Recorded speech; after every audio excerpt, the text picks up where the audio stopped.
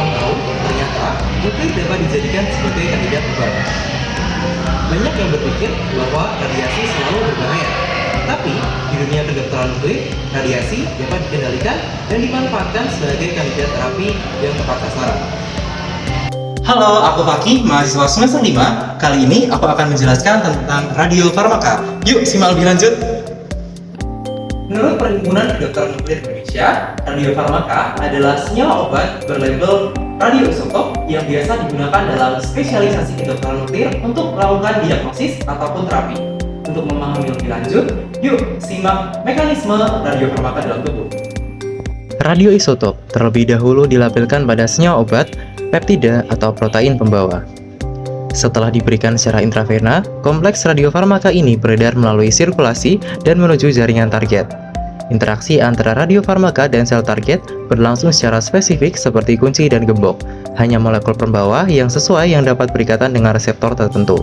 Radioisotop yang menempel pada reseptor dapat dideteksi melalui pencitraan radiasi nuklir. Jika digunakan untuk terapi, radioisotop akan diinternalisasikan ke dalam sel, kemudian memancarkan partikel radiasi yang merusak DNA dan menimbulkan kematian secara terlokalisasi. Salah satu contoh sediaan radiofarmaka adalah iodin 131-MeBG atau meta-iodobenzin 2-inib yang digunakan dalam diagnosis dan terapi kanker neuroblastoma.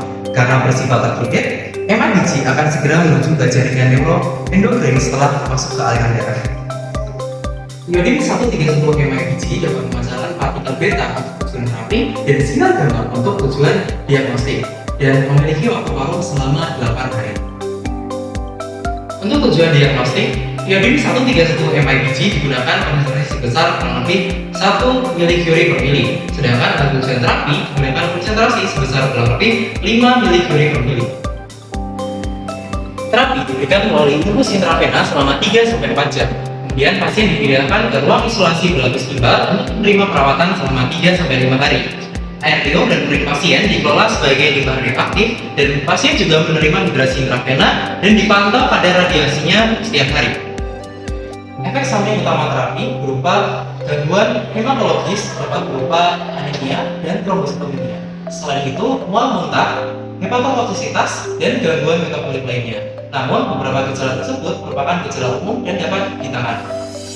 Jadi, itu adalah gambaran singkat mengenai radiofarmaka secara spesifik iodin 131-MeBG yang digunakan dalam diagnosis dan terapi kanker neuroblastoma. Semoga penjelasan saya dapat bermanfaat buat teman-teman sekalian dan sampai jumpa.